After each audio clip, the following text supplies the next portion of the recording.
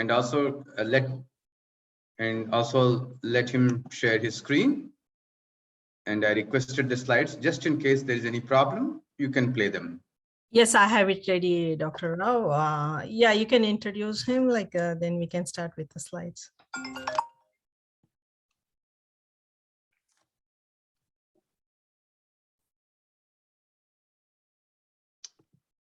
Hello, everybody. I suppose people can hear me, right? Yes. Because the screen is different now for me. No, yeah, we can hear you. Dr. RBN Prasad is a scientist working with oils for the past 40 years. That's a great achievement by itself. I have requested him to present about oils and health because everyone has a question, and every time there is a news of this oil is better than that oil, that is confusing for most of us. Here we have an expert from the chemistry and the technologies that are used for developing oils. He himself developed technologies, particularly rice bran oil. And Dr. Prasad is a former scientist of high reputation, and the title is Chief Scientist at the Indian Institute of Chemical Technology. This is one of the oldest and the best known institutions in India. And the only common thing between two of us, I used to share the cold water fountain kind of thing long time back when we were students, occasionally in that same institute. Dr. RBN Prasad is presently a chairperson of scientific panels on oils, fats, and a member of scientific committee for Food Safety and Standards Authority of India since 2015. This is where we would like to get enlightened about what are the right kind of oils that we should be consuming. Presently, he has been mentoring several industries for their R&D activities. He has published 275 original research papers, and his patents are several, and he has several book chapters. And what is interesting to us is he's a well-balanced, well-reputed scientist in oils. Therefore, he's a member of Royal Society of Chemistry and several such institutions around the world and in India. Dr. Prasad was former national president of Association of Food Scientists and Technologists. We are talking about nutrition, health, and oils. So I believe that he is very well suited to deliver a presentation to us to help us understand oils and use them well.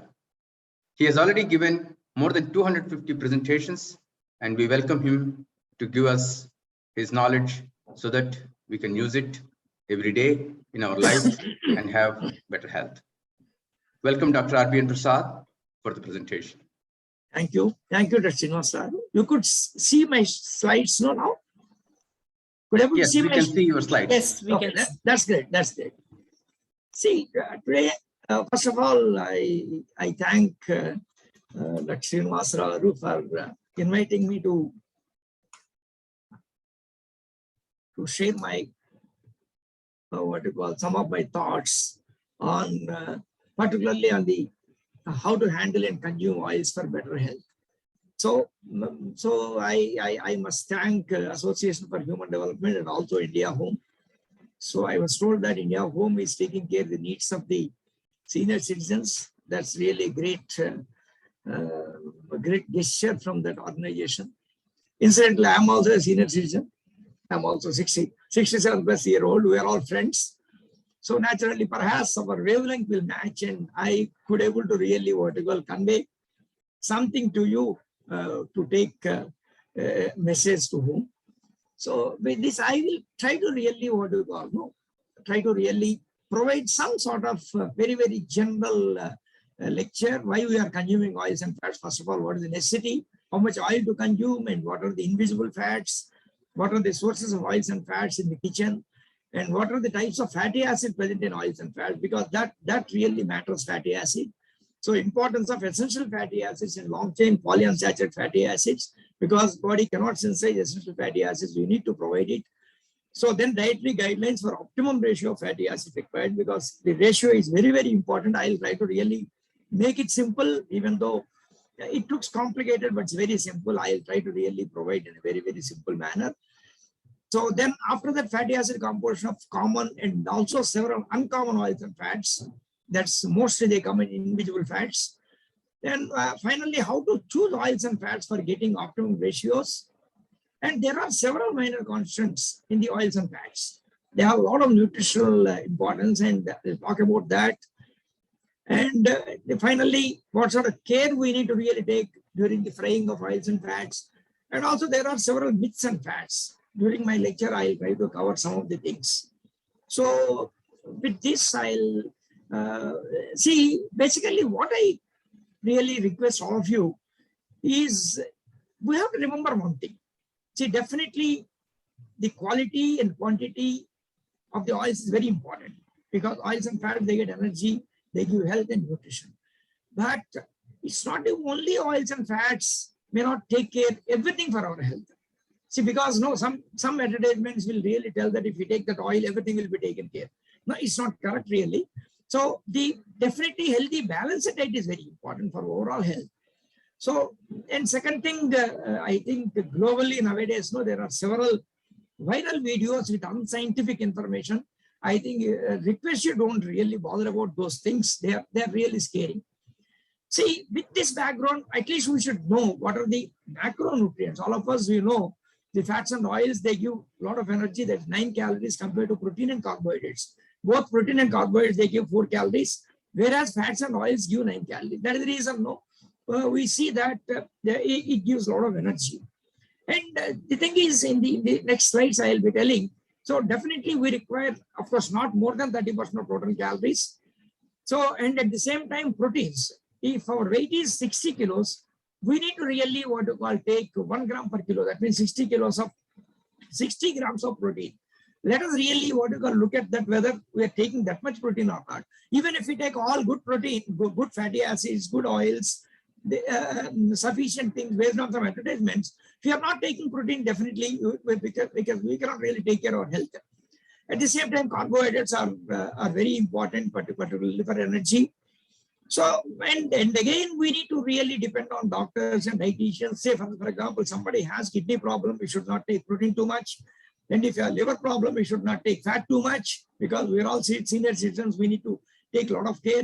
If you are diabetic, we should not take more carbohydrates. So in general, what I try to really provide you is regarding oils and fats, what sort of care we need to take. At the same time, the minerals and vitamins, these are very, very important for our health.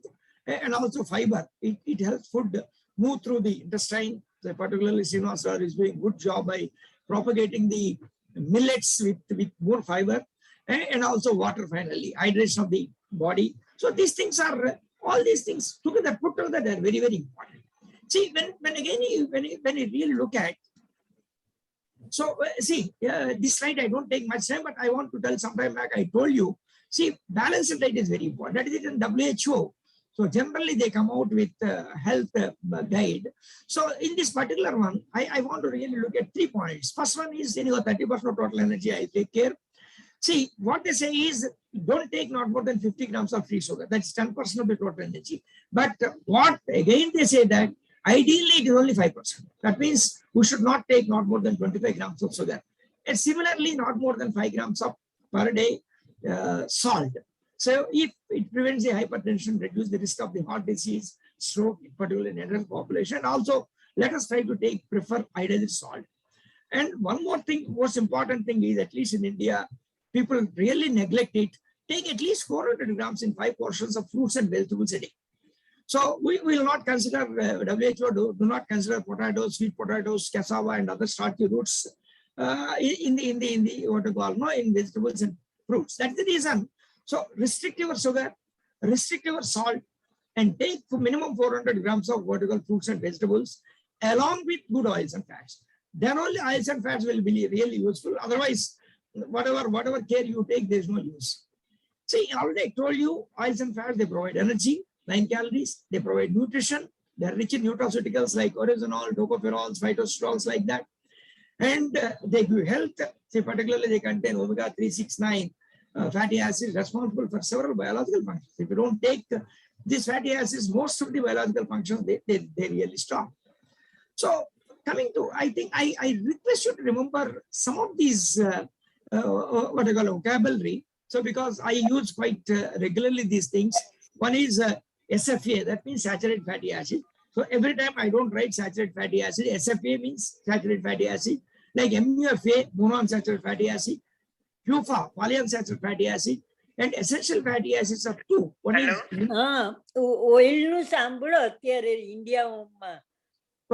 linoleic acid, which is called as omega-6 fatty acid. Second one is linolenic acid, which is omega-3 fatty acid. So all the time we hear about the omega-6 and omega-3. So I'll try to tell you what is the difference between these two things. So, and the long chain PUFA also very important, like icosapentaenoic acid, DHA, deoxyribonucleic acid, arachidonic acid. Like these 3 fatty acids are very important for us. So basically, when you take essential fatty acids into the body, these EPA, DHA, they form in the body. But unfortunately, because of age or because of several things, they will not form. So that is the reason we need to supplement these 3 fatty acids in the form of health supplements. And all of us, we know it's scary is LDL cholesterol and happy cholesterol is HDL cholesterol. So how the oils and fats are linked with these things. So see these things, particularly SFA, MUFA, PUFA, essential fatty acid, EPA, DHA, AA, and LDL and HDL. Okay. So now, why all of us we take oils and fats? Because particularly without oils and fats, we can't enjoy our food. See, that's a problem with that. See, whatever the curry you do, whatever the dosa you do, whatever the thing you do, so you can't really enjoy the food without sufficient oil. So it enhance and release the flavor of the other food components. So that's the reason it increases the palatability of the food. And it provides, already I told you, provide nutrition and other things, and also essential fatty acid, and it reduces the gastric emptying time and thereby affects satiety. And also it acts like cushion and heat regulator to protect heart, liver, and other vital organs in our body. So it serves as a vehicle for fat-soluble vitamins like A, D, E, and K, and facilitates their absorption. And it promotes healthy skin, provides shape and contour to the body. And lipoprotein are very important cellular constituents in the body. Acts as a metabolic regulator. They serve as the means of the transporting lipids in the blood. So, and also fatty acids are essential for development of central nervous system. So deficiencies are retarded growth, skin lesion, kidney and liver disorders. See, basically, particularly oils and fats in the form of fatty acids, that takes place in several biological role in the body. See, for example, when you look at our brain, so 25% of the brain is the phospholipids, that's lipid, this oils and fats based the product like that. So everywhere, it really plays a very crucial role. So, and clinically, so it has a lot of significance. All of us, we really worry about obesity. When you take more oil, always it's linked with obesity and atherosclerosis and diabetes, fatty liver, lipid storage diseases, increases cholesterol and cardiovascular related problems. See, all these things, we try to really link with the oils, whether it is really what you call really correct or not. Whatever it is, these terms are, let us remember while during the lecture. See, and also every oil will have its own characteristic. See, but at the same time, we require optimum physical, chemical, and nutritional properties that are desired by any specific application. See, oils and fats, they're not only using for the cooking the oil. So several like bakery food, like chocolates, and several places. So these ice creams and oils and fats are not being like salad oils. So no single vegetable oil can meet all the physicochemical, nutritional, dietary requirements. You don't believe? There are some companies that are making specialty fats by modifying the oils and fats or doing some combination. for several applications, at least for something like 30, 40 different types of specialty fats are being really what we call very popular. And balancing composition of saturated, monounsaturated, polyunsaturated fatty acids is very, very important. And food lipids should have good oxidative stability. See, basically, because in the air, a lot of oxygen is there. So when the oil is exposed to the atmosphere, the oxygen gets oxidized. That is the reason the oil should have good oxidative stability. So, and salad oil should not contain lipids that crystallize during storage in a refrigerator. When you store, it should not become crystallized. So lipid word also is related to oils and fats, because lipid, oils and fats is part of lipids. That's it. Don't get confused whenever I say lipid. Lipid is nothing but oils and fats. So express should contain appropriate levels of solid fat at refrigerator, at ambient, and at mouth temperature. See, when you take spread and put it on bread, so you need to feel that sort of what you call the comfort. So if it is like crystalline or if it is very hard, it doesn't work. That's the reason some of the specialty fats are very, very important, particularly for all these applications. And one more thing, I think you must be knowing always the difference between oils and fat is oil is liquid at room temperature, fat is solid at room temperature. Say, for example, animal fat. So it contains a lot of saturated fatty acid. So saturated fatty acids are always what we call solids at room temperature. So that is the reason animal fat is like a fat. So similarly, coconut oil, particularly when you go for winter, it becomes solid. So because it contains 92% of saturated fatty acids, like palm oil, in winter particularly, it will be like a solid. Like there are several other fats are there, which are being like cocoa butter, which is being used for chocolate preparation. That is the difference between oils and fats. So basically now with this background, so we need to know that how much oil is really required for us today every day. So every day we require, with respect, always no WHO says with respect to the total oil, total energy we take it. Say for example, when you take 200 calories per day, so minimum, the maximum 30% of oil you must take it. But at the same time, minimum 20% you should take it. So when you consider that maximum you are taking 30 particular calories, when you convert to the absolute values, so when you are consuming 200 calories, you require 65 grams of fat. Every day you must consume 65 grams of fat. See, if somebody is really what you call, they do a lot of hard work, very, very active individuals. So they may require 35% of energy, then they require 78 grams. So for 1500 calories, around 50 grams of fat, and also 58 grams of fat for 35%. So remember, so approximately around 65 grams of fat is required if we are very, very healthy, if you don't have any liver disease or something like that. See, but at the same time, but most of us, what we don't know is, we are considering a lot of invisible fat. So there are two types of fats. One is visible fat, which is being used in the kitchen. So whatever we are doing, curries and salads and something like that. See, other fat is invisible fat. In the next slide, I will show you. We take unknowingly a lot of fat. So you need to consider that also. 65 grams is inclusive of invisible fat also. So in general, around 30 grams of invisible fat we are taking every day if you calculate. That's minimum. So some people, if they don't have any control over their eating habits, they may even consume even 60 grams also from the invisible fat. That's the reason you need to be very, very casual. If you are consuming 30 grams of invisible fat, so around 30 to 35 grams, you need to take in the kitchen. That means 30 grams means in a month, 30 into 30, that means 900 grams. So not more than 1 kilo per head. If somebody has 4 people in the house, so 4 kilos. This is visible fat. If you can reduce a little bit, but it should not increase more. So this is about the invisible fat. See, you cannot see with your eye, but you eat it. Say, for example, most of the cereals, millets, legumes and pulses, fat content is 1.5 to 3%. Say, for example, when you are taking 100 grams of cereals, you get something like around 3 grams of fat from that. Say, for example, you are taking maize, bajra, Bengal gram, soybean. For example, soybean contains around 20 grams of fat. Without defatting, if you take around 50 grams of soybeans, you are consuming around 10 grams of fat. See, most dangerous thing is coconut. So you take 40% of oil in wet coconut. If you are eating 50 grams of wet coconut, unknowingly you are eating 20 grams of oil. And if dry coconut it contains 60%. That is the reason dry coconut, when you press it, you get a lot of oil. In some of the copra, you may get even 70% also.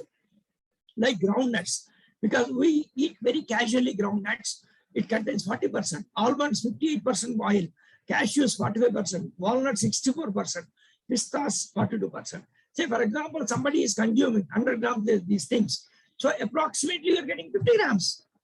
So that means you don't require not more than 50 grams as visible fat. So you need to have total control over the dry nuts also when you are really eating it. Like papad, pickles, chutneys, all these things, they contain 10 to 30%. Like paneer, it contains 15%. Like cheese, cream, white sauce, milk, ice cream, it contains around 15%. Like biscuits, cakes, cups, all these things, they contain around 15%. And then when you go to sweets and snacks, that also contains 20 to 30% minimum. And potato chips are most dangerous. They contain 30 to 50%. If somebody eats around 50 grams of potato chips, that means you are consuming around 15 to 20 grams of fat in that. So be careful when you are really what to call. See, all these things you have to count every day. So like non-vegetarian meat, meat, it contains around 10%. Egg yolk, it contains 26%. Like that, no. In addition to oils, whatever you purchase for cooking, so you need to calculate all these things. So now for a few days you calculate and you see how much, for example, if you are taking 40 grams of this, you don't require not more than 20-25 grams per day. That means maybe half a kilo to 750 grams is sufficient for a month. So now there are so many oils. See, what is the right kind of oil? It's a question mark for people, but it's not so difficult. But only problem is the vibrant social media made it so complex. I think definitely nowadays so many viral videos. So already I told you, you have to consider visible fat, that is whatever we use in the kitchen. Invisible fat, whatever we don't see in the eye with eye or eyes, and also health supplement, that is ALA, DHA, EPA, GLA, arachidonic acid, lecithin, all these things I'll show separately. These health supplements also we need to take, because these may not come along with our oil, whatever you take, or whatever food we take. See, that is the reason if you want to be healthy, particularly as a senior citizens, some of these things are very, very important. I'm going to cover those things. I think I don't cover any chemistry. Basically, I would like to tell those who know little chemistry, the always triglyceride is not a single molecule. There is a glycerol backbone. 3 fatty acids are linked there. There are several fatty acids will be there in the oil. So I don't tell nothing more than that. So along with the triglycerides, there will be several other components like monoglyceride, diglyceride, and also several nutraceutical components I'll show separately. See, but we should know something about what it contains. First is saturated fatty acid, because all the time you will be listening. Saturated fatty acid is not good for health.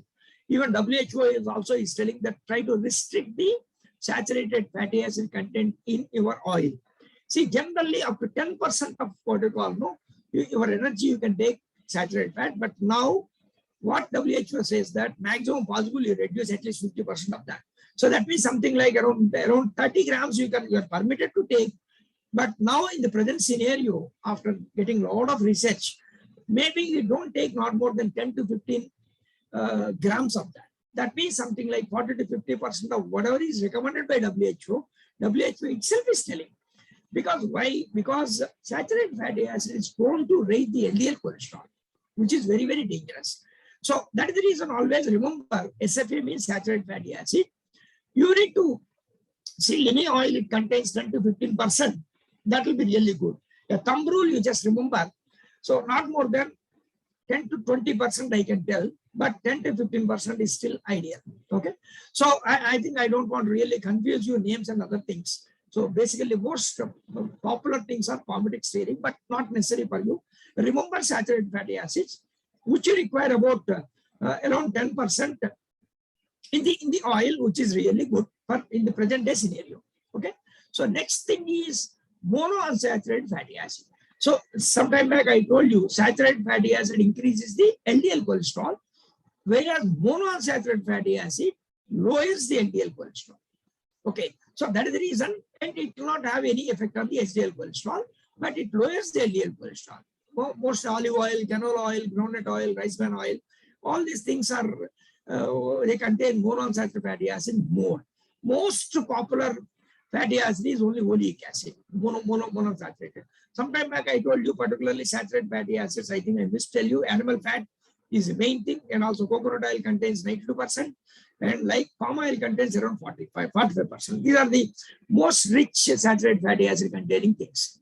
So in monounsaturated fatty acid, if you know little chemistry, it contains one double bond. Monounsaturated is one double bond. Always when you have more double bonds, so they are prone to get oxidized. So that is the reason polyunsaturated fatty acid containing rich oil, particularly for frying, you need to take lot of care. So coming to polyunsaturated fatty acids, I told you some time back, remember essential fatty acid. So polyunsaturated fatty acids are essential fatty acids.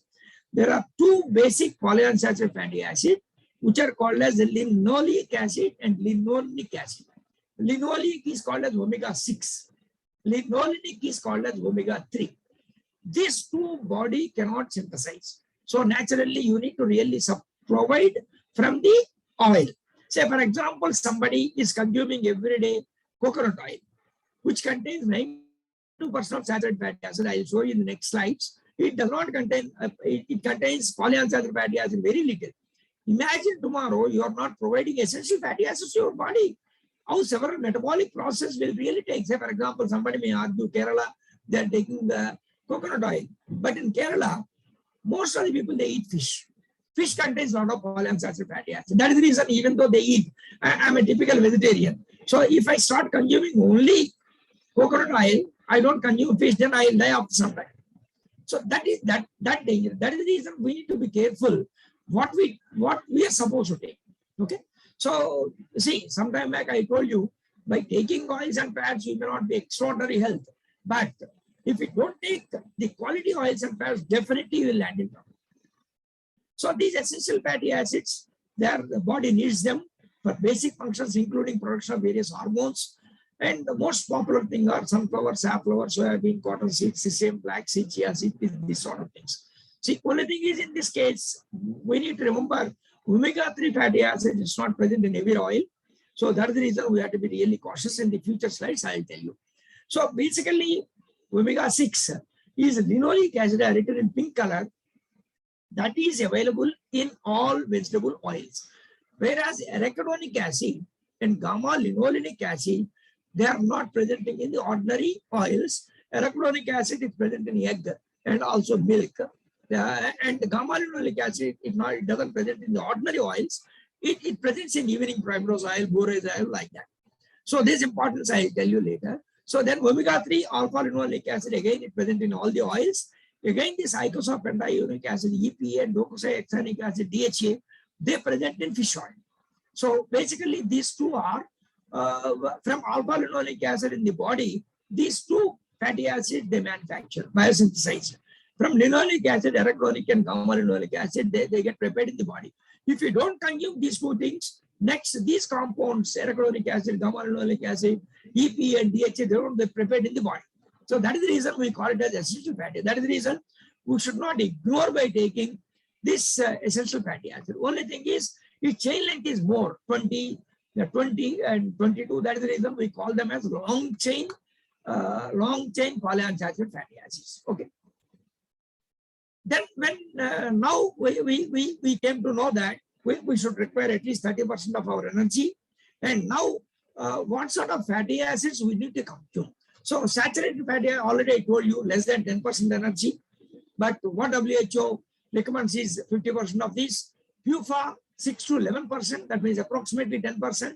And MUFA, again, MUFA remaining that thing at least 10 to 15%. So when you consider this approximately is either 1:1:1 or MUFA is little bit more. So that means either 1:1:1 or 1:1.51. That means either equal amounts of saturated, monounsaturated, polyunsaturated, or more of monounsaturated. Okay, you please remember that one. So, and why? Because SFA, nowadays WHO guidelines, they are telling that replace saturated fatty acid with polyunsaturated fatty acid because it decreases LDL cholesterol concentration and also total HDL cholesterol ratio also. See, that is the reason you try to reduce SFA, not zero, because SFA also is important, saturated fatty acid, at least 50%. So preferred fatty acid composition, so saturated fatty acid is less than 33%, but can be decreased to less than 20%, 10 to 20%. Monounsaturated fatty acid more than 40%, PUFA more than 30%. And also I told you omega-3, you must take at least 1 gram per day. When you see 30 grams per day when you are really taking it, so that means the oil should contain around 4% of omega-3 fatty acid. So this background you just remember. And then one more point before going to fatty acid, one more thing we should remember. See, already I told you, all the oils, they contain some nutraceutical components. See, there are some plant sterols like stigmasterol, camposterol, and beta-cytosterol. All oils they contain. It has the hypocholestemic activity. So they contain, they reduce the cholesterol content. So every oil it contains, but it varies. Like soybean oil contains a little bit more. Like tocopherols, like vitamin E. Every oil it contains. Again, soybean oil contains, cottonseed oil contains a little bit more. Like tocotrienols, also it's vitamin E. It's the same class of tocopherols, but it's a more potent vitamin E. Several times more potent than that. So incidentally, only palm oil and rice bran oil, they contain tocotrienols. So that is the importance of these two oils. This is the vitamin and also antioxidant. Carotenes, palm oil it contains, but unfortunately, red palm oil, no, you cannot really use for frying purpose. Somebody wants to use salad oil, is extraordinary because you get a lot of keratin.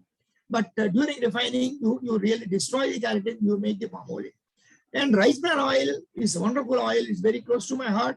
So it contains oryzanol, it has got the hypocholestemic property, and also it's a very good antioxidant. Something like 1 to 1.5% of oryzanol is present in rice bran oil.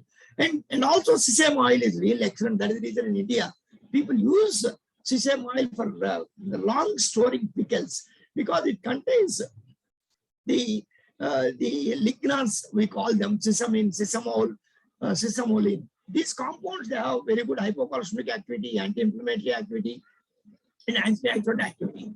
And olive oil, it contains good quality of polyphenol. That is the reason, again, olive oil also, it's a polyphenols are very good antioxidant. So basically, the body prepares some peroxide. So when you have good antioxidants, it prevents the formation of peroxides. So say when you look at the whole table, you should remember one is palm oil contains tocotrienols, rice bran oil is the best oil as far as nutraceuticals is concerned, and olive oil also it contains a reasonably good amount of polyphenols. So rice bran oil, sesame oil, olive oil, and palm oil. These are the oils which has got more specific nutraceuticals. Okay, so the value of the vegetable oil enhances with the presence of these nutraceuticals in addition to fatty acid profile. So we need to consider fatty acid profile and nutraceuticals.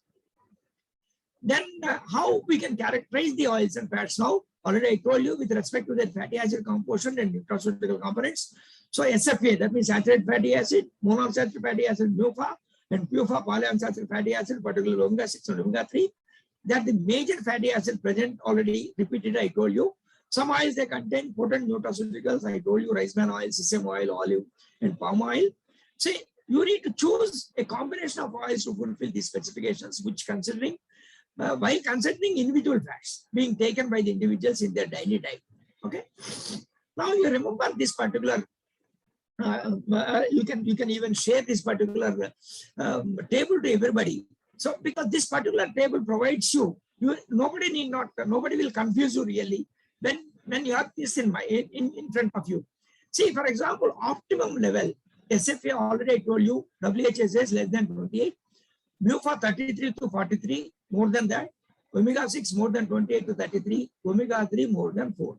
But more preferred composition is less than 20 saturated fatty acid. So even if you can reduce to 10 also, nothing, there is no issue. So PUFA is, if you increase a little bit more than 40, that will be really good because it has only one double bond, it will have more oxygen stability. So PUFA, you can increase to 30, maybe 30, 35, 40, something like that, but you should not go beyond that because Polyunsaturated fatty acid contains 2 double bonds and 3 double bonds. They get oxidized easily. So that is the reason they may get spoiled during the deep frying. In omega-3, at least you should require 4% in the oil, because 30 grams is the, what you call your per day, when you really consider, at least 1 gram you should really get it. According to WHO, minimum 1 gram of alpha linolenic acid you must really take it. Minimum 1 gram. If you take 2-3 grams, nothing wrong in that, but minimum 1 gram. See, now you look at the coconut palm oil, you can classify coconut oil 100% is saturated fatty acid rich oil, because it contains 92% of SFA and 6% of MUFA, 2% of omega-6, 0% of omega-3. If somebody takes only coconut oil without taking polyunsaturated fatty acid, imagine what will happen to them, because omega-6 they require more than 30%. MUFA they require more than 40%. Omega-3 they require more than 4%. So if somebody says that when you take coconut oil, nowadays so many viral videos are there, your diabetes will come down, that will come down, this will come down, this is all nonsense. So let us not really listen to them. So at least let us take the combination of all these fatty acid. So when you go to palm oil, it contains saturated fatty acid 41, definitely a little higher, but at the same time, it contains 47% of MUFA. So, and 11% of omega-11, omega-6, and 0% of omega-3. So naturally, it does not have MUFA. It has more of saturated. So that is the reason this is not a bad oil. See, particularly people are using for biscuits and all other things nowadays. So because it's a more oxidatively stable. But the thing is, this particular oil you can combine with some other oils, and you can make that one. So then olive oil, it contains 72% of MUFA. So it's good because it contains monounsaturated fatty acid. It's very good for oxidative stability like salad oil. But the thing is, it contains omega-6 only 10%. It does not have more than 30%. See, somebody takes olive oil every day, then what will happen to them after some time? So just imagine, so what will really happen to them? So that is the reason olive oil, okay, it's a good oil for salad oil. Take some oil, maybe 5 grams, 10 grams, 15 grams, nothing wrong in that. But don't take only olive oil. Then you are deprived of omega-6 or omega-3. And finally, after some time, you land in trouble. I'll show one slide, how important it is, Then groundnut oil and rice bran oil. Look at combinedly, you see them. So it contains around 20% of saturated fatty acid. So what we recommend preferred is that one. So groundnut oil and both they contain 45 to 50% of monounsaturated fatty acid. So that's recommended more than 40. And 30 to 33% of MUFA. Again, that's recommended more than 30. But of course, they don't contain omega-3 much. Rice bran contains 1%, groundnut 0. But as far as fatty acid, balanced fatty acid composition, other than omega-3, you don't find any other oil. That is the reason Srinivasa knows, particularly in southern India, people used to take groundnut oil. We used to call when we were young, it's a good oil, Manchunana in Telugu. So that people without knowing any science, they have really taken that. So groundnut oil, rice bran oil, these two are with respect to saturated, monounsaturated, polyunsaturated, particularly omega-6, this is a very good combination. But omega-3, you need to, I'll tell you later how to take one. Then coming to sesame oil, it contains 16 saturated, it's good. And it contains MUFA 41 and omega-6 42. So it's okay, it's pretty well here. So sesame oil also is really good. Of course, omega-3, you need to consume it. It contains rice bran, contains oryzanol, spalin, tocotrienols like that. And sesame contains lignols. So the combination of these two oils, so it's really very good. Nowadays in India, one particular brand is getting popularized, 80% of rice bran and 20% of sesame oil. In fact, I take last 3-4 years, a combination of 4:1 ratio of rice bran sesame. I take 4 liters of rice bran oil, 1 liter of sesame oil, I combine these two things. So that is one of the best combination. Of course, because I worked in rice bran oil for last 22 years, I'm taking only rice bran oil. In the last 3-4 years, we have started taking sesame oil also in that. So when you go to sunflower, safflower, cottonseed, and corn, see 10 to 16% of saturated fat, it's okay. But it contains monounsaturated fat very less, 25, 15, 28, 31. But whereas it contains more of MUFA, 65, 75, 48, 52. See, I don't say these are bad oils. But the thing is, when you want to fry too much, so the oxidative stability is less. So that is the reason these oils, you may combine with an oil rich in monounsaturated. Somebody who enjoys the olive oil, you mix olive oil with these oils. So what really happens, you get a better monounsaturated fatty acid. Okay. So like that, now you need to really, based on this particular table, I think I need not tell anything. You yourself can really manage it. Then coming to soybean oil, mustard oil, canola oil, these three oils contain omega-3. Soybean oil contains 7%, mustard contains 9%, canola contains 10%, and rapeseed also contains 10%. These four oils. But the problem here is, so mustard and canola and rapeseed, they are monounsaturated rich, but their polyunsaturated fatty acid is very less, 15, 22, 20.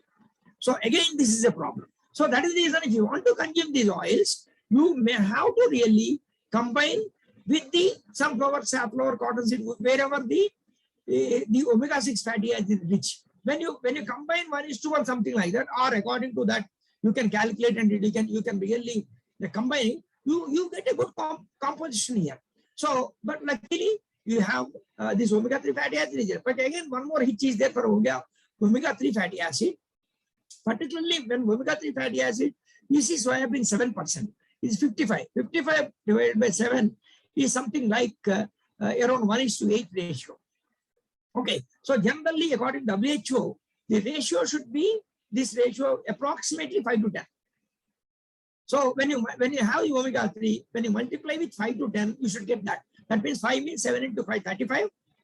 10 means 7 into 10, 70. It is fitting exactly well. So it has a very good omega-3, omega-6 ratio. But only thing is it doesn't have proper monounsaturated fatty acid. That is the reason when you really combine palm oil and soybean oil 1:1, you get exactly monounsaturated fat, polyunsaturated and saturated ratio, and also omega-6, omega-3 ratio also. This is one of the wonderful blend on the earth. One can really get with all these things. Palm oil and soybean 1:1. Okay. So in mustard again, the problem is it contains erucic acid. It's a better smell because it contains allyl isothiocyanate. So that is the reason one has to be very careful, because some people they say that erucic acid may not be good, but in the north, whoever is eating a lot of fish, people they consume it along with long ways. One theory is along with fish, it doesn't really matter. So whatever it is, mustard, anyhow, you people you don't take it, so you need not worry. But when you want to consume canola and rapeseed, better you blend with sunflower, safflower, cottonseed, corn oil, which are really rich in polyunsaturated, particularly omega-6 fatty acid. See, coming to linseed, which is called as flaxseed and chia seed, the beauty is these two things, they contain something like 55 to 60% of omega-3 fatty acid. It's quite unusual. See, that is the reason nowadays flaxseed oil people are selling in capsules, and chia seed oil also. So that is the reason now even Indian government also, FSSAI, has very recently taken a decision. They allowed in any blended oil, this particular flaxseed oil, chia seed oil, they can be added up to 5%. When you add up to 5%, in 30 grams, it contains 1.5 grams of oil, this omega-3 oil, which is sufficient for time being, for general biological purpose. So you look at this particular table, I divided it into saturated fat rich and saturated monounsaturated fatty acid rich, and PUFA rich, omega-6 rich, omega-6 and 3 rich. But whatever it is, no, you remember one particular point. One is saturated fatty acid should be less than 20, monounsaturated fatty acid 40, PUFA omega-6 is more than 30, omega-3 around 4%. So you really what you call, no, even you may ask that how to do that, because nowadays nutritional information is must. Whatever the pouch you buy, it will be written on that what is the saturated fatty acid, what is the monounsaturated, what is the polyunsaturated. So you take that one and you can calculate on your own. So that's why that way, no, you need to really what you call, no, make use of this particular combination. So one more table I put it there. This is the indirectly invisible fat, like almond oil, cashew, pista, hazelnut, pecan, avocado, pea soda. You see, interestingly, all these oils are interestingly monounsaturated rich oil. 65, 60, 60, 80, 65, 55, 55.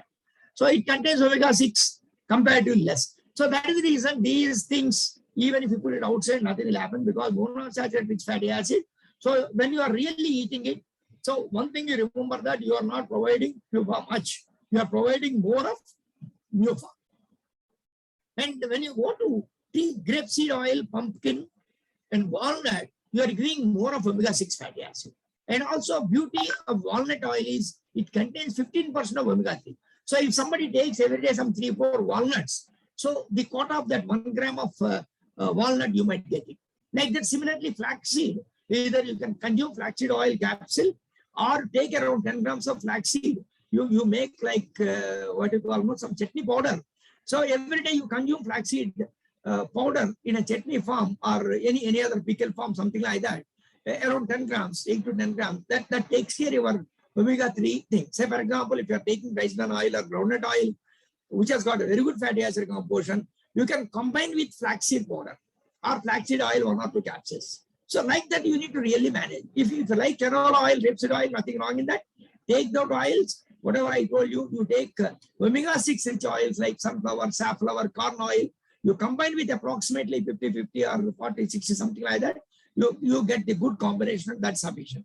Okay. Otherwise, palm oil and soybean oil, 1:1 ratio, you get everything. See, one thing is sure, you don't get in one oil the combination, but you need to really what you call, no, take little bit of what you call, little bit of manipulation.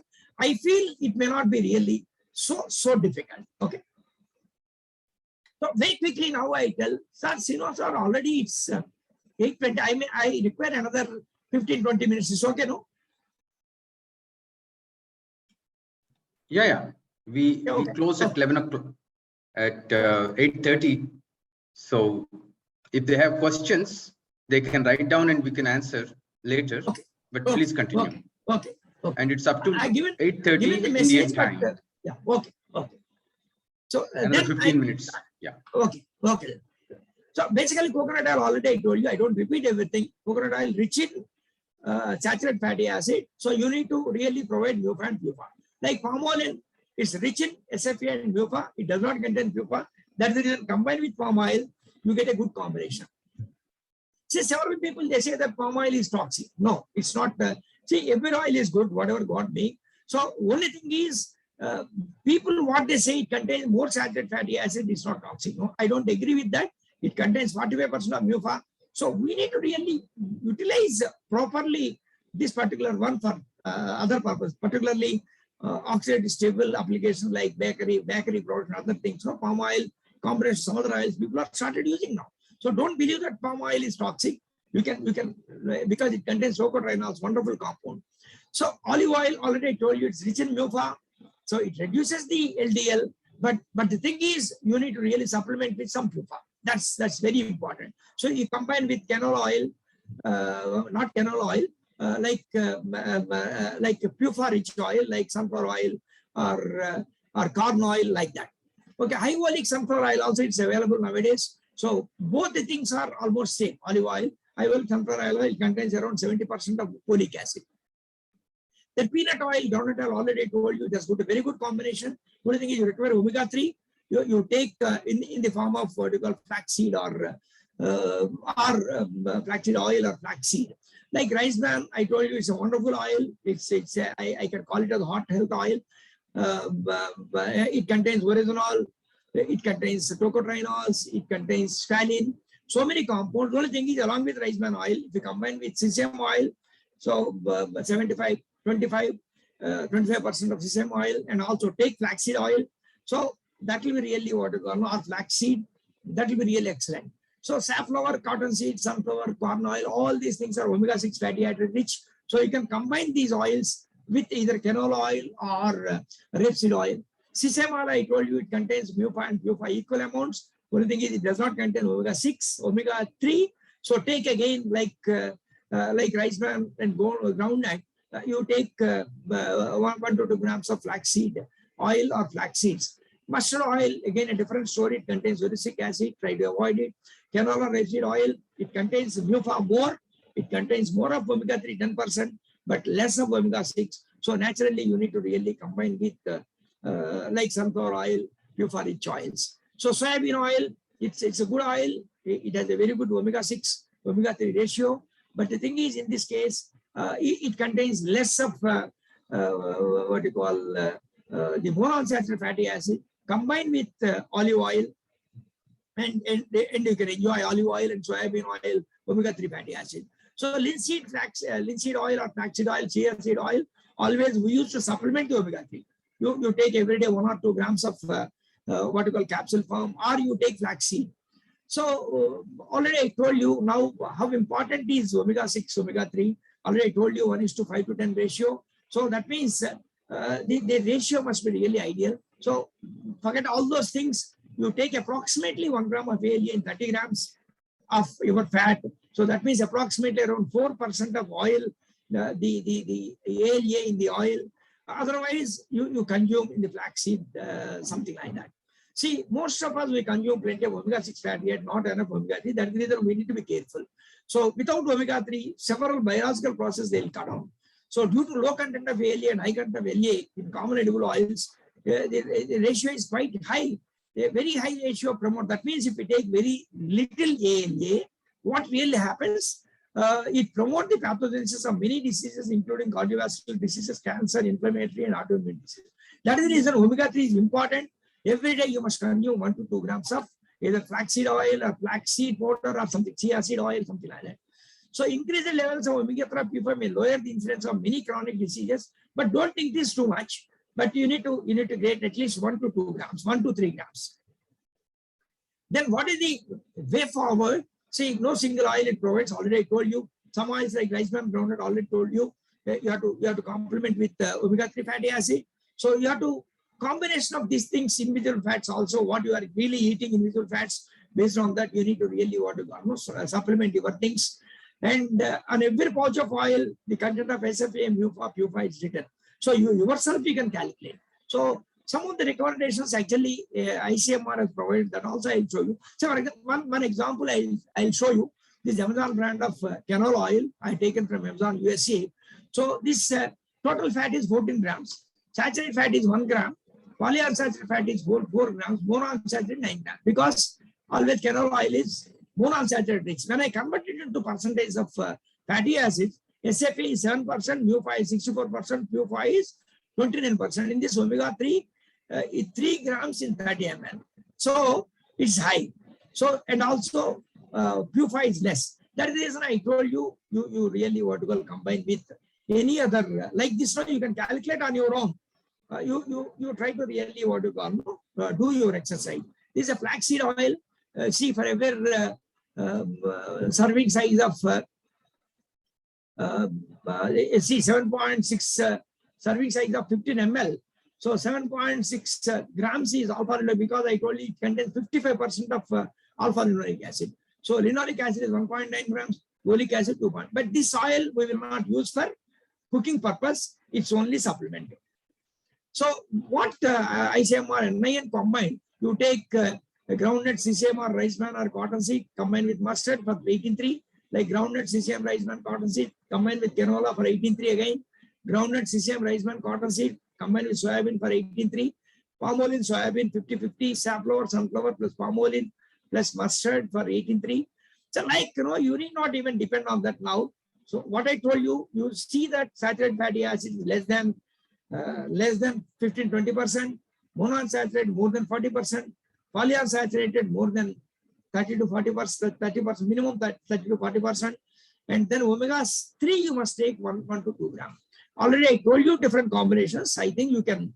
So only thing is, you should remember this very important slide. What happens if you do not consume polyunsaturated fatty acid in the recommended quantities? So I think this also I skip. I'll show you this slide. So don't bother about all these things. Only thing is what I'm telling, when you, linoleic acid is essential fatty acid. So if you don't consume linoleic acid, all these things will not happen. If you don't consume linoleic acid, these things, they don't happen. So in the body. So what really happens, important things I told you, linoleic acid will become converted into arachidonic acid, and alpha linolenic acid, the omega-3 fatty acid, converted to EPA and DHA. So these things are very, very important. EPA, DHA, there are, next slide, I'll tell you 1 or 2 points. So only thing is, what I'm trying to say is, if you don't take ALA, you don't get EPA, DHA. Even if we take ALA, sometimes what happens, the metabolic process is not very fast. These two will really fight each other. That is the reason I told you sometime back the ratio of these things. If you contain ALA is too much, LA doesn't work properly. If you contain LA properly, these enzymes will not really work properly. So that is the reason the combination also is very, very important. That is the reason always I prefer, you have to take arachidonic acid, of course. I don't consume it, but nowadays it's being sold in the market. So EPA, DHA, I think we must take, all of us being senior citizens, in fish oil or nowadays, no, algal oil is coming. So basically ALA, EPA, DHA, we need to consume without really missing the words. So this is the flaxseed oil, 1200 milligrams capsule, flaxseed oil, 15, all these things I taken from your Amazon USA. So chia oil, and see something like that, around 1 gram capsules, you can consume up to 2 capsules every day, morning one, evening one. So it's sufficient for your ALA. And second thing, so particularly I told you EPA, DHA, arachidonic acid. These things are very, very, very, very important. See, basically they protect your immune system, the healthy vision, healthy cell growth, and particularly DHA is very crucial for the baby during the pregnancy, baby growth. That is the reason the moment women become pregnant nowadays, people are giving DHA nowadays. Okay, like the cardiovascular diseases. So infant formulas, pharmaceuticals, nowadays DHA is being used. And sources for EPA, DHA is fish oil. And nowadays algal oil is coming. See, arachidonic acid you get in meat, eggs. Every egg contains around 3 to 4% of the egg yolk contains something like around, in the oil it contains 26% of oil. It contains around 3 to 4% of arachidonic acid. That is the reason egg is also very, very important for arachidonic acid. It's globally, it's a very big market, omega-3 fatty acid. So what I prefer is, WHO what prefer is 0.25 to 0.5 grams per day is EPA, DHA. 250 milligrams to 500 milligrams EPA, DHA, 1 to 2 grams of flaxseed oil. So all your things will be really taken care. If you can take the ARG, it's little expensive. Every day 250 grams. Nowadays, arachidonic acid is linked with several diseases. So particularly even EPA, DHA, arachidonic acid, they are linked with COVID-19 also. So they say that it fights against the COVID-19. So you have omega-3, like vegan oil, I told you, this is the algal oil, like vegan omega-3, and EPA, DHA, vegetarian. So all these things approximately around 500 milligrams of DHA, you can consume without any hesitation, EPA, DHA, and flaxseed oil. And arachidonic acid. Nowadays, arachidonic acid also it's being introduced around 250 milligrams dose. This is also very good if somebody can really take regularly. So see, basically one more thing is GLA. So which I take for last 15 years because I'm diabetic last 22 years. So gamma-linolenic acid, it forms in the body, but it may not form properly if you don't have proper enzymes. So this gamma-linolenic acid particularly, it involves in the what you call particularly transport and oxidation of cholesterol and also diabetic neuropathy. A lot of references are there, and also particularly for women gynec cases and also during menopause cases nowadays, doctors are preferring even GLA also. So at least around 100 milligrams a day, minimum 100 milligrams. So you can take 10 milligrams, nothing wrong in that. I take 125 milligrams for last 15 years. So GLA, I don't have traces of diabetic neuropathy. My eyes are good, my foot are good. So last 21 years, last 15 years, I'm consuming it.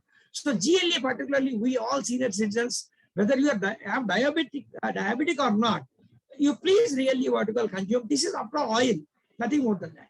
So borage oil, evening primrose oil, black currant oil, these things, they have around 15 to 20% of GLA. So that is the reason they say that you take 1 gram. So you get 100 to 150 milligrams. So basically, trans fatty acid, we need not worry now because the whole WHO restrict 2%, including India, we restrict 2%. So trans fat has really disappeared from the market. Now we need not really, even FDA also it's banned. So and another 2-3 slides I'll show you. See, there are several viral what you call videos are there. People say that refined oil is not good. Only Kachigana oil is good. Only virgin oil is good. Only expert oil is good. Like that. See, please don't believe anything. Either Codex is the organization which really permits all this. In India, FSSAI. So every oil of kachigani oil or expelled oil or double refined or cold pressed oil, every oil is equally good. You need not really worry. Don't believe all these things. My message is refined oil. Today people are consuming 80% of the oil is refined oil. So don't worry about refined oil. It's most safest oil. In case any bad things are there, they are really removed. So in viral videos, they say that we are using toxic chemicals in the refining. That's all bullshit. So whatever the what you call people are using it, whatever codex and whatever FDA, whatever they are really permitted, they are only that they are really doing. So that is the reason. Don't believe today 85% of oil is consumed as refined oil. So if you get a good quality, what you call oil, a virgin oil or expelled oil, you take it, nothing wrong in that. But don't believe that refined oil is useless oil. So again, one more thing, want to tell that be careful about the frying, particularly when it contains polyunsaturated fatty like canola oil or rapeseed oil. Don't fry too much. So particularly avoid those things. Wherever you have monounsaturated fatty rich oil like rice bran oil or peanut oil or palm oil, combination of sunflower oil, something like that, you can use that one. So even if you want to use refined oil, particularly canola oil, rapeseed oil, I don't say no, but only thing is don't go beyond 1 or 2 frying cycles on the single day, not more than 30 minutes to 1 hour. After that, don't use that oil for frying purpose. In the coming 2 to 3 days, you can use for curry oil. Otherwise, you throw it. Okay, that's particularly otherwise, doing frying, you get a lot of peroxide, a lot of secondary oxide products. It's really dangerous. That is the reason you have to be really careful, particularly in Indian conditions. So I think one more thing I tell you, Vorisanol, it has so many. You type in Google, you get a lot of information. So there are several, at least 3 or 4 companies in India and outside. Vorisanol is being available. You can take without any hesitation 150 to 300 milligrams of a capsule every day. I consume for last 3-4 years because this particular Raisala and Health God is my technology. So one API organization in Punjab, they are making it. In Amazon, it's available. So this really what you call take care of your heart health. And also there are several other things are there. I told you brain, whole body, stomach, skin, metabolic pathways, everything it really works up. This is a ferulic acid ester of what you call phytosterols and triterpenols. So this is one of the health supplement I recommend it. Without any hesitation, please take, particularly we senior citizens know. So this type of food supplement, they really help us in long run. Like one more thing, particularly for senior citizens, at least I don't get in India. In your market, in US, everywhere you get it lecithin. So lecithin you get granules or capsules. So this is rich in phosphatidylcholine. It's being manufactured from the some places soya lecithin or sunflower lecithin. It delays aging. It really takes care of your nervous system. Every day you take around 1 gram or 1 to 2 grams of lecithin. It really provides you very good metabolic function, brain function, immune system. So it takes care of your everything. So this is one of the things I really suggest you. So one more thing I would like to tell you, no vegetable oil contains cholesterol. Don't believe it. Only animal fat and egg they contain cholesterol. Only thing is saturated fatty acid. It's accelerates the metabolism of cholesterol, nothing more than that. So that is the reason we are restricting the cholesterol. And also be cautious about the advertisements, because particularly these people, what you call the industry, out of anxiety, they try to mislead you. They get exaggerated claims. Don't believe them. So whatever I told is all authentic because I'm part of FSA, I'm part of Codex. So basically Codex and individual countries, what you call like FDA, they really take care of everything. They are well guarded, and nobody should really what you call link with any disease oils and fats. Please remember that one. So like there are so many studies like rice bran oil. It takes care of the randomized double-blind control trial, particularly as antioxidant lipid. This type of things you can really believe it. See, one more yesterday, Dr. Srinivas Rao forwarded to me. In US, no, they did the olive oil risk of total cause of specific mortality. So definitely is correct, but definitely the thing is, no, let us not get misled by this. See, when you say that olive oil takes care of cardiac health, so we should not eat all trash. So see, uric acid helps. That's it, nothing more than that. Olive oil helps because of uric acid. So, and also because of polyphenols. See, only thing is all other things are very important. Let us not really forget it. I think because there's no time, I'll skip it. Already I told you, whatever you take 25 to 30 grams of oil and maintain the saturated, monounsaturated fat, unsaturated, that particular ratio. And also I told you rice bran, sesame oil, they're very good. Supplement with omega-3 and the other oils, canola and what do you call, when you want to take canola and rapeseed oil, you blend with the omega-6 rich, like sunflower, something like that. That sort of oils, like soybean and palm oil, you can blend, or olive oil and soybean, you can blend like that. Or you try to really blend. You try to really what to call, try to get a good good thing. So finally, my advice is try to take the supplements of flaxseed oil and arachidonic acid, EPA, DHA, and oryzanol and lecithin. These things are not really, they don't do any harm. They do a lot of really help. And don't fry too much. That's also another. Let us not eat roadside fried food, particularly in India, michi bhaji, something like that. So they are very dangerous because of the frying. I think you can look at the report of an expert consultation, FAO. You can get from the internet. Very recently, ICMR in India also 2020 dietary guidelines for Indians, it has come. So I think, thank you. I think I took a little bit more time it took, because it's a big subject. So if I want to really convey something, I need to tell some like a story. That is the reason 1 hour. I think it's. I thought 40 minutes I can complete it, but I could not. I hope that I can convey something.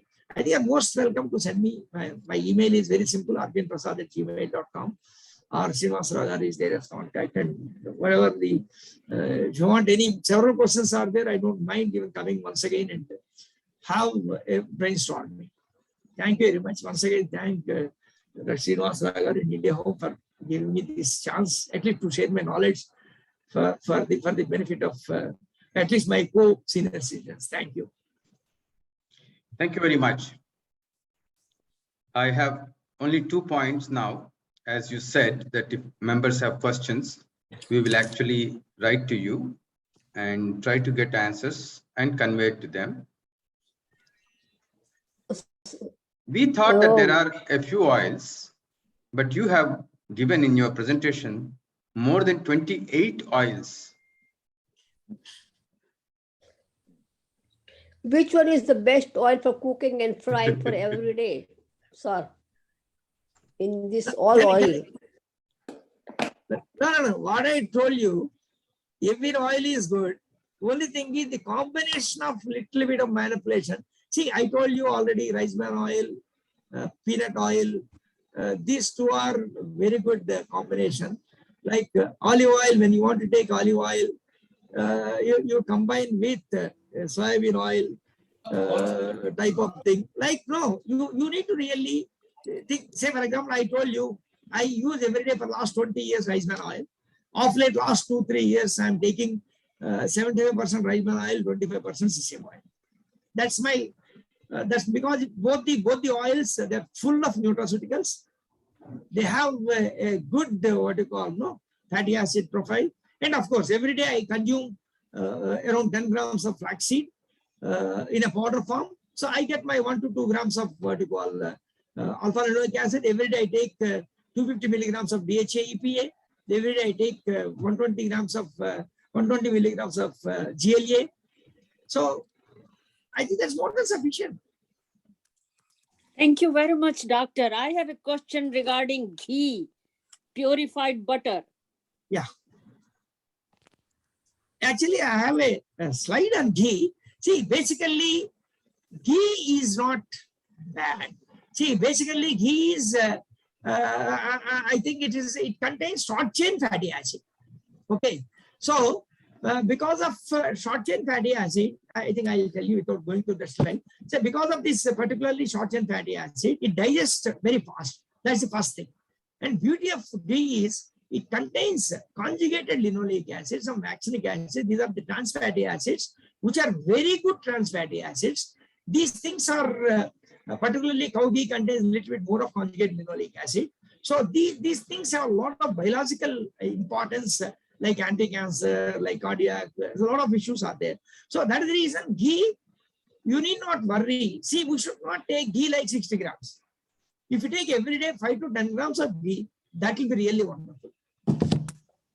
Thank you It's very not- much. Prasad, sir. Gita or Can I- doctor, this is the Can I- best presentation for the oil that I have heard. There is so much information in this whole presentation.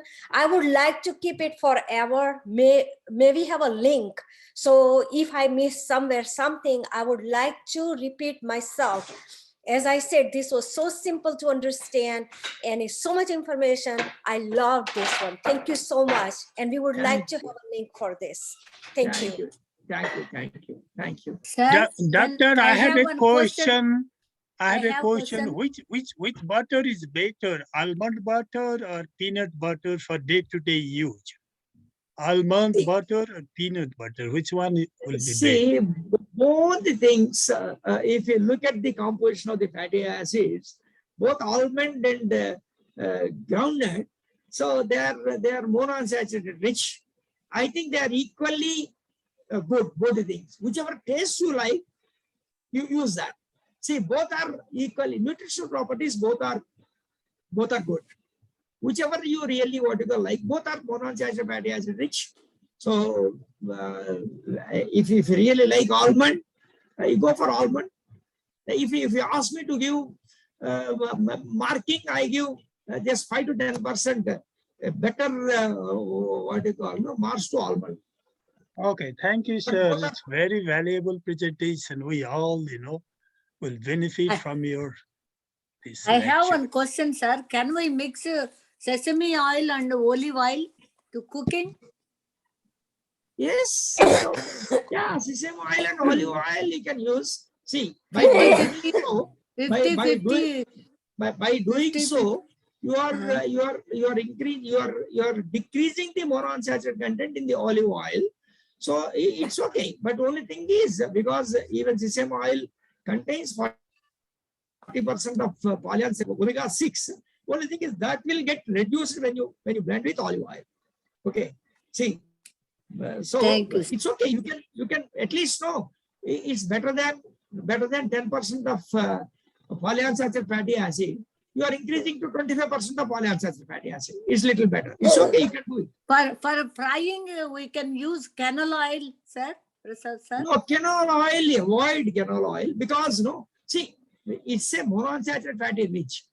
Unfortunately, the same thing contains 10% of omega-3 fatty acid. So it contains 3 double bonds.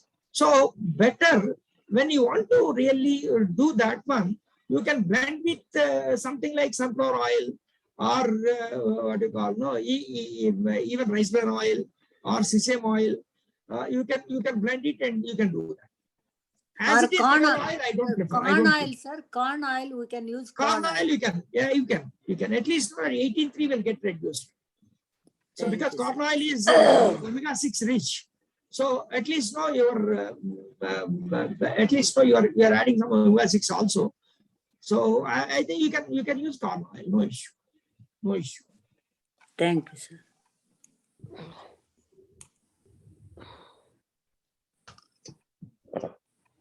Yes. Okay, thank you. Gita, over to you. Yes, Srinivas ji. Like if any other person have any other questions, they can write it to me. Like we can email Dr. Prasad, right, Dr. Prasad? Is it okay? You can. Absolutely, you're most welcome. Okay. Thank you so Dr. much. Prasad, I use coconut oil. Is it good? Thank you very much, sir. It's very nice. Coconut program. Thank oil, you. I request you to avoid it. If you like it, every day you take some 4-5 grams. But totally don't take 60 grams of 30 grams of coconut oil every day. Because Yeah, I use very little. Very little. No little. problem. No. See, any oil, if somebody wants to take 5 to 10 grams, nothing wrong in that. You can take it. See, you can, if you like coconut flavor, so add in any oil 5 grams in that or use it. Nothing wrong in that. See, what I'm telling is, don't take all the quota of your 60-65 grams with the saturated rich oil. See, we should not strive of omega-6, omega-3 and monounsaturated fatty acids. That's important. Thank you. Thank you very much. It's a nice program. Thank you. Thank you.